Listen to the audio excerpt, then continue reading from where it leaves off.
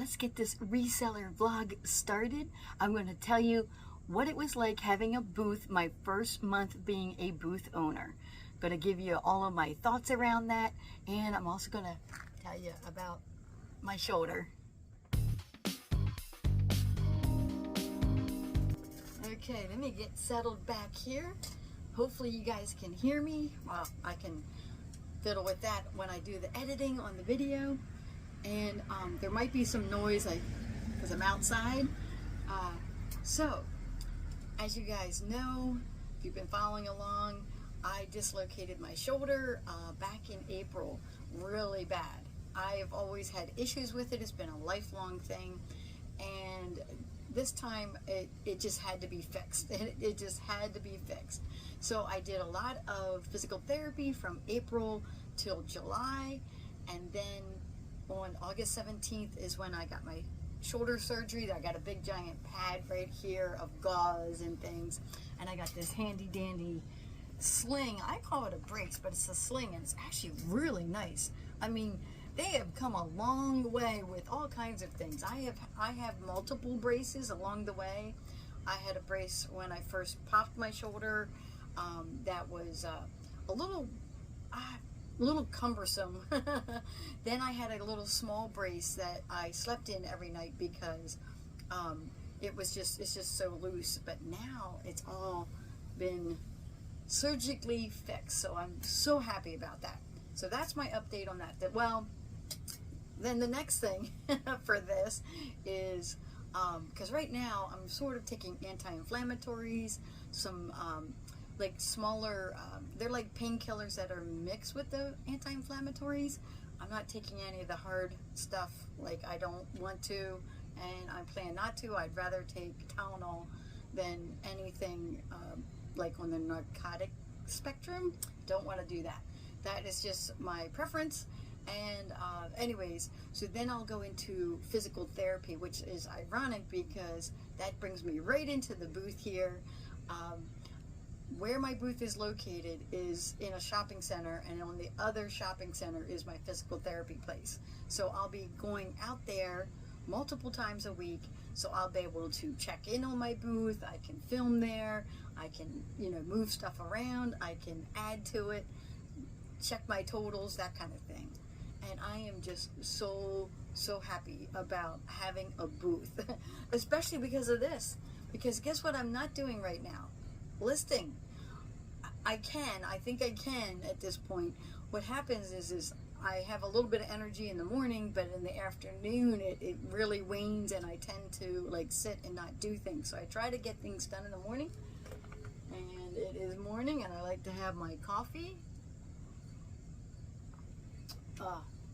And I like to check in on my veggie garden and my flower gardens, things like that. So I try to get some stuff done in the morning because my energy just goes away for the afternoon into the evening, and I tend to sit a lot, watch TV, that kind of thing. So let's get into the booth. I got a booth in mid-July, and today is August 21st, which is also my brother's birthday. Happy birthday, Jim. So anyways, I checked on my totals, what I sold about a week or so ago. It might have been the Sunday before, last week. So I checked in on my totals, and my total money that's like coming to me was like, after fees and all that, was like $29. And that's to be expected. That my cost of my booth is $55 a month, which is fantastic. Just love that. And so I did pay that in July, and I had to pay that for the full month. Had I known that, I probably would have started my booth in August, but I wanted to get started anyways. I'm like, just rip that band-aid off, get items in there, and start selling. And I thought, well, I might even sell enough items to cover that cost or more if I could get enough in. Well, my first mistake with the booth was I loaded up my car with a bunch of items, some shelves, things like that, because I wanted to set up my booth where I had a little shelf down below where I could put things, and then shelves on the higher parts of my booth. And I will be popping in pictures and maybe some videos of my booth in this video. So this is my surprise. I have a booth. I got my first booth. I am so excited. Just started to bring some items in. Got to get my shelves up. I wanted to start out with a small booth before jumping into a bigger size one. So I am just so happy about this. Let's get decorating.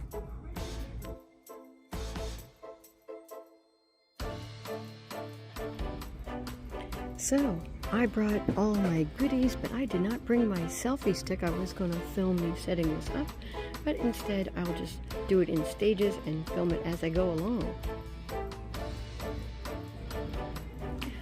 Okay, this is my first attempt. I got everything that I wanted to displayed. I have my little shelf down there, and then I put 2 shelves here. I realize now I need a lot more hangers, like little hooks to hang things on up here. That's the top. I can back up far enough to see. Okay, so I just changed it up. As you can see, it's pretty bare at the moment.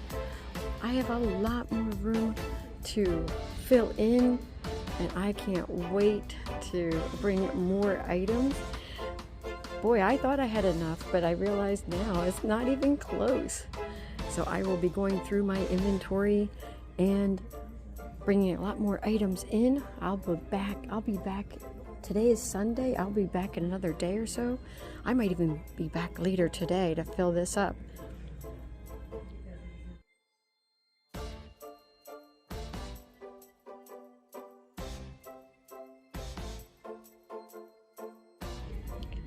I added a few more items to my booth. It's starting to come together. Still have plenty of room to bring in plenty more items. I'm thinking this shelf might be too low, or I should get another one of these and put it right here. Oh, there's so many ideas. I'm just so excited to have my first booth. I'm in the Craftique Mall in Garden City.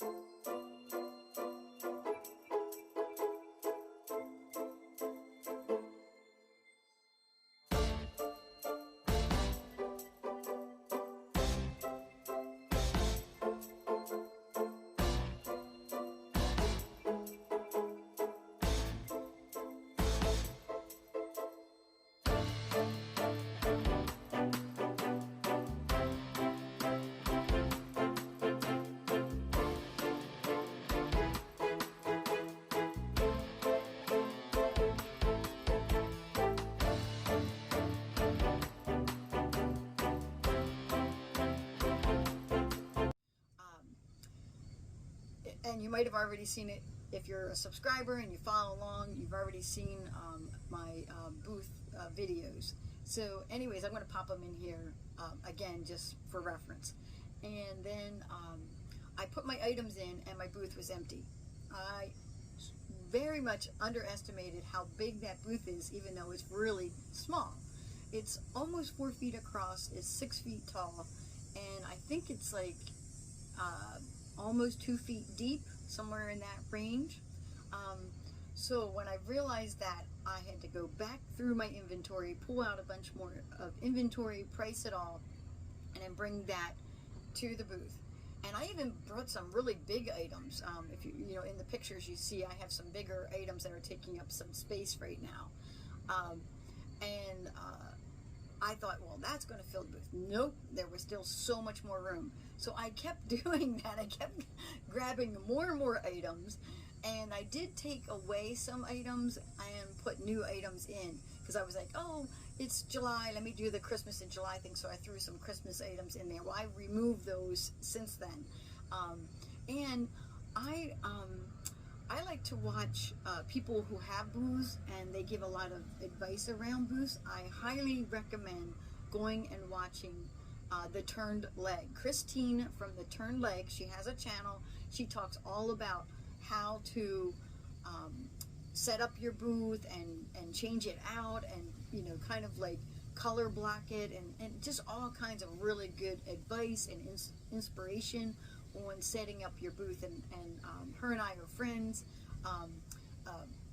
that we've seen each other and had coffee. And I like her, you know, going to see her booth and the antique mall where she's at. So anyways, I tried to keep all of that advice in mine. I tried to color block, where I'm like, okay, let me put all the pink things together, all the yellow things together, and then sometimes I would spread out, like, you know, green here, here, and here, so that your eye tracks down through. So I was trying my best. I'm still working on that. But then I went and got more items. I went shopping in mind that I have to put items in eBay, Etsy, Poshmark, and a booth. So my mindset is different.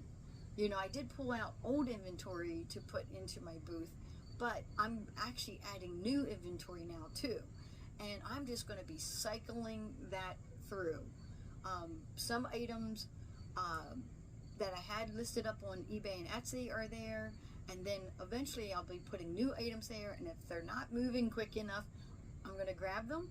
I'm going to list them on the other platforms, and I'm just going to keep cycling that through. So that's my other advice, is don't let your booth be stagnant. Constantly be changing it out. I am trying to come up with like a style for my booth, because in talking to the owner of Craftique, I didn't even mention the name of it. It's called Craftique. It's a craft and antique mall. It's called Craftique. It's out in Garden City. It's right off of Middlebelt and Ford Road. So look up Craftique in Garden City, Michigan, and that's where the antique booth is. And there is a lot of booths in there. It's definitely worth going to see and shopping around. I highly recommend doing that. Anyways, he said that people start to follow your booth. Once they see the style of things that you're putting in, you'll get followers. It's no different than YouTube or eBay. I mean, I have followers on eBay. I have followers. Poshmark is a little different. Everybody follows you, but they can't really find you unless they, you know, heart your actual, you know, your actual name. You know, they have to heart your name, and then they can follow you that way, but they can follow you just in general. Etsy, I have followers on Etsy. And so you want followers everywhere, including your booth. So that's another kind of thing that you might not realize, that people will keep coming back to that particular antique mall and coming to your booth because they love your style of your booth. So that's something to think about. And I am keeping mine vintage. Mine is all vintage. I'm not going to be throwing any modern items in there unless they're over 20 years old. So anything made, you know, it's 2023, anything made, you know, before 2000 basically. So if I have a mug that looks, it might look more modern, but it's older, like 20 some years older, that might get in there. But most of my items are from, like, you know, the 1940s, 50s, 60s, 70s, that kind of range, you know. Maybe the 90s might make its way in there. I don't know that I have too many things from the 90s, but no, that is not true. I just picked up a canister set from the 90s. So those are over 30 years old. And so that is kind of like my general reseller vlog here on booth ownership the first month. I don't mind, and this is critical to being if you're a new reseller or if you're venturing out to have a booth, if it runs at a loss for a few months, don't panic. And people might get that reference. Don't panic. That is a reference from a book. So let's say I run at a loss. I pay pay my money for July, August, and then September. But then I start selling way more items because I keep stuffing my booth with items, and it's starting to move, that kind of thing. We're coming into Q4, and there's a lot of spending in Q4. People start thinking about Christmas gifts. For me, I start thinking about birthday too. I think, oh, I have birthday coming up, or I might need a hostess gift or something like that. I start putting away birthday gifts, Christmas gifts, and I always think, oh, I might need to bring something to a party, hostess gift, that kind of thing. So I start shopping ahead for all of that. I don't know if you guys do that, but I have a area in my closet that I kind of set things aside, and then I can just go to that area and grab out what I need for gifts. And there's nothing wrong with giving a vintage gift. You could mix a vintage gift with something new from, a store. I kind of do that sometimes. And people know I'm a reseller. They know they're going to get gifts that are, pre-loved, let's say. So anyways, this is my, I'm going to end this video now. It's my reseller vlog. I hope you enjoyed learning about my experience as a first-time booth owner, and as it goes along, I will tell you how it's going. And the only thing right now is I don't know, I'm not thriving at the moment. I will be soon. This is coming off, let's see here, tomorrow. This little thing's coming off tomorrow.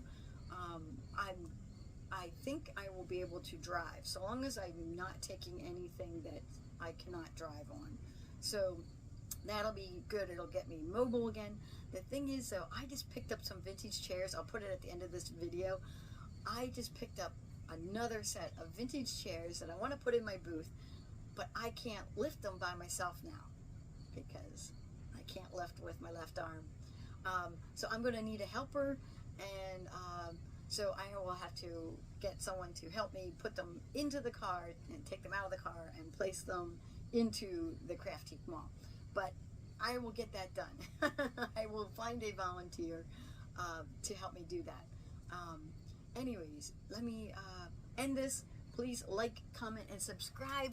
I appreciate all of you guys. My channel has been growing, and I just want to say that I really appreciate everybody who follows me here on YouTube.